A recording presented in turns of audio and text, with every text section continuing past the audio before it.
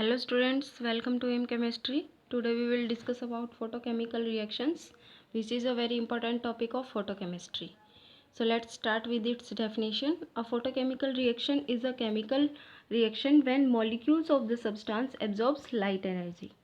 Okay students, जब किसी भी सब्सटेंस का कोई भी मॉलिक्यूल लाइट एनर्जी को एब्जॉर्ब करता है तो उसमें केमिकल रिएक्शन होती है जो क्या कहलाती है, फोटोकेमिकल रिएक्शंस.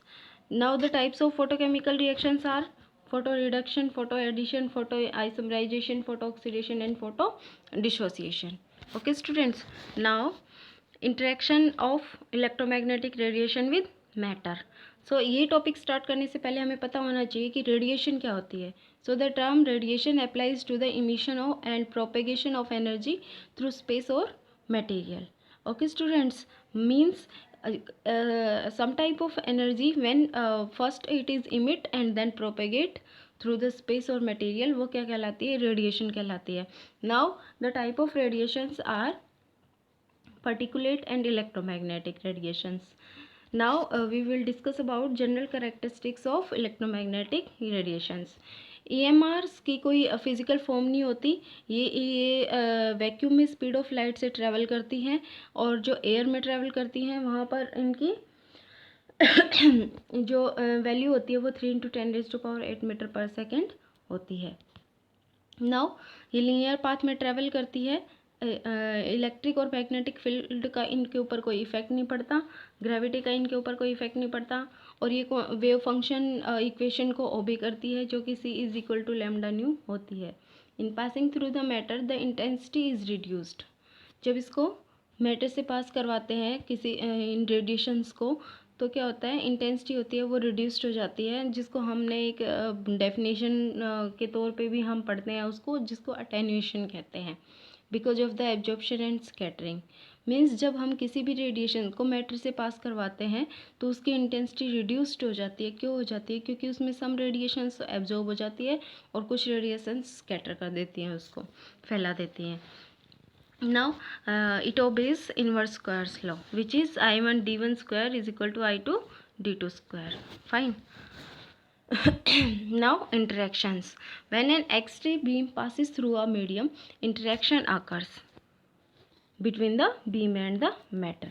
ओके, इनिशियली क्या होता है, इलेक्ट्रॉन एटम से जब इलेक्ट्रॉन इजेक्ट होता है, जो वो किसी भी मीडियम में जाता है तो उसको एब्जॉर्ब करता है, ठीक है, और फिर एनर्जी को ट्रांसफ़र करके क्या आयनाइजेशन और एक्साइटेशन, दो प्रोसेस होते हैं उस पाथ में.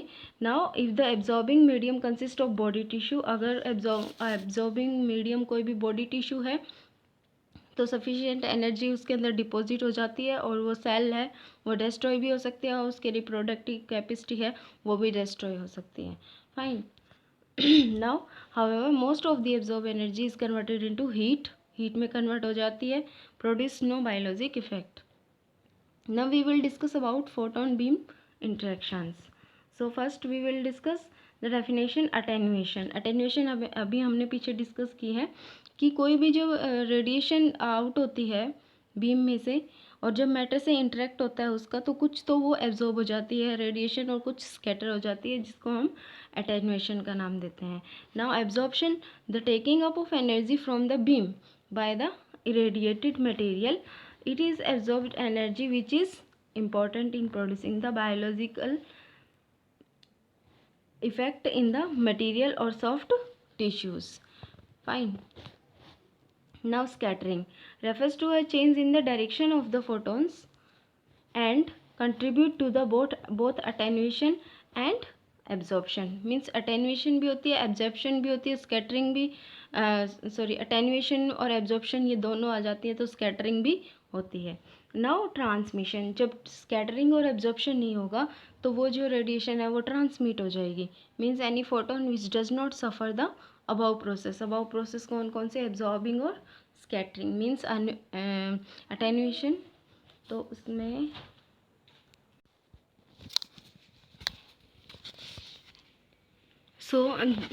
तो जो हमारा मैटर है उसमें कौन कौन से इफेक्ट होते हैं? फोटो इलेक्ट्रिक इफेक्ट होता है, कैम्पटन स्कैटरिंग होती है और पेयर प्रोडक्शन होता है, जिससे क्या होता है एक हाई स्पीड इलेक्ट्रॉन प्रोड्यूस होता है जो मैटर के साथ इंटरेक्ट होता है, और फिर क्या क्या प्रोडक्शन होगी, हीट प्रोड्यूस होगी, एक्साइटेशन होगा और आयनाइजेशन होगी। एंड आफ्टर दैट वहाँ पर क्या होगा, केमिकल इफेक्ट होगा और फिर वहाँ से बायोलॉजिकल इफेक्ट। सो ये फ्लो चार्ट मैंने यहाँ पर दिखाया है, आप इसके नोट्स भी बना सकते हैं यहाँ से।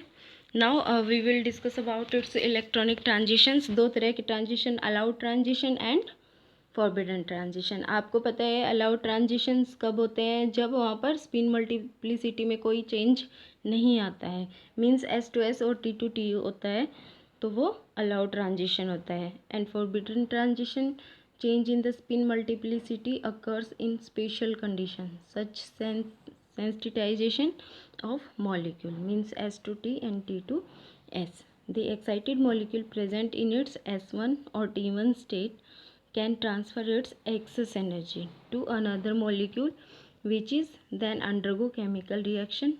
First come to ground state, it's called photosensitization.